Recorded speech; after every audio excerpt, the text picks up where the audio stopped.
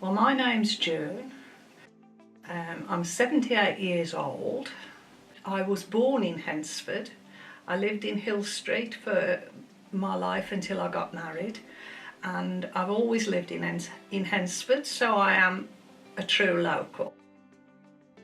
I used to use the park, went on my own or with friends, never with parents, to the park from probably the age of 8 or 9. And the first thing I can remember about the park, and a lot of people won't know this, there was an open stream right at the top of the park, nearest to the entrance now, nearest to Aldi. It was an open stream. I can't tell you where it closed. I can't tell you where it ran to, but there was certainly an open stream at that point. Not a very tidy stream. People used to throw their rubbish into it, but it was definitely there. I can't tell you when it was closed in. There was a paddling pool later on, a paddling pool, but you always had to be cautious because people used to throw broken glass in, and it used to have to be cleaned out regularly. On the park there was the boat, which was at the bottom end of the park towards the entrance gates on Victoria Street. There was the boat.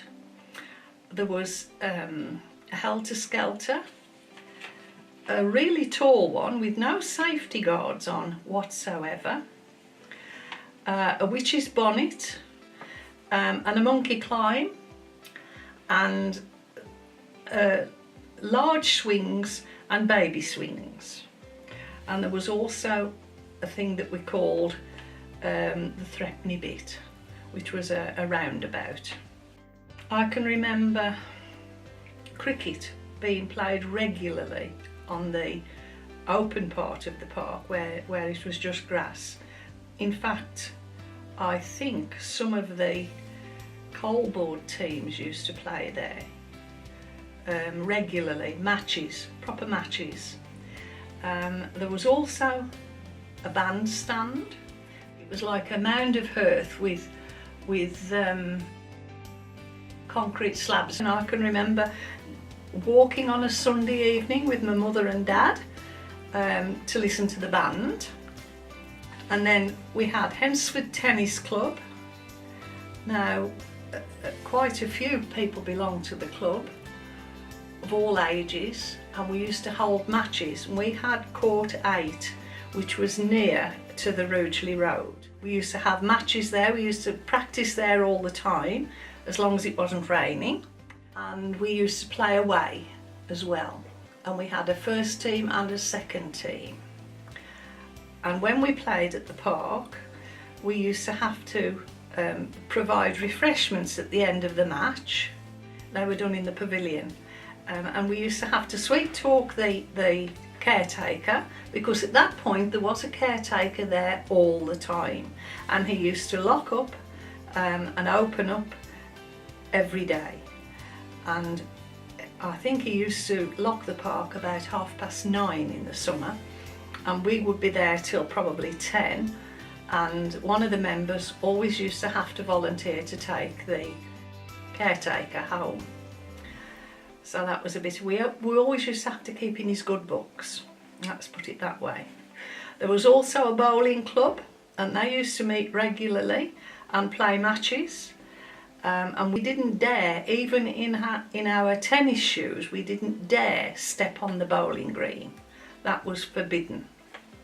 There were different Sunday schools in the area, and we used to meet on the park and hold the sports day for all the different Sunday schools in the area, and compete with each Sunday school. There were lovely gardens full of flowers, which I miss now, always well kept, and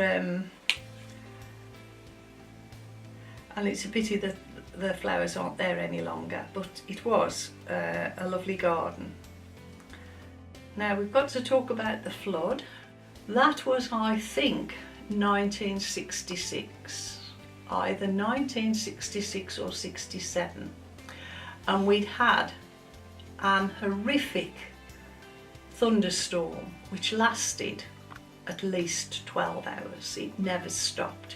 It rumbled and rolled and flashed all that time, and the rain just came down in torrents, and the park flooded. But of course the park is a natural pool, really. That's why it was always there as a Hednesford pool, and it's the natural drainage for the whole of the area, and it flooded almost up to the pavilion and back up to about half, I would think, of the park, and there were about 12 inches of football post showing, so I would think the depth of the water at that point would be 5 foot, 6 foot, something like that. And you went past, and the children thought it was great, because I can distinctly remember a couple of lads had got a kitchen table which they'd turned upside down and were rowing across the water. To get rid of it, they had to call on Jack Craner, who belonged to the Coalboard Rescue Team. They were trained divers to go into the water, and he was the leader, and he had to go down. I think he had to put his frog suit on and go down and lift the manhole to drain the water, and the manhole would be near to Rugeley Road towards the gate. Hednesford Park is on all the old maps, the very old maps, as Hednesford Pool. It was always there, never been made, it was always there. And a relative of mine was sure that they used to have boat trips on the pool. But I don't know, I've never researched that, so I don't know how true that is. But it certainly was a centre of people, community. I can remember when my children were at school, in the long August holidays, I had a friend that lived the other end of Hednesford, and we used to meet on the park, take our lunch, bring our knitting, and sit and chat, and the four children, two each, the four children would play on the park while we were sitting, chatting and knitting, and it filled one day a week for children not being bored. It's nice to see the park now rejuvenated. I was very sceptical to start with, because I hoped they weren't going to make a pig's ear of the pavilion, but they didn't. And it really is a hive of activity at the moment, and it's nice to see all the little children using it, and it's part of the community, and I think a good job's been done. The signal box needs now to be developed, but I think again that will be another attraction.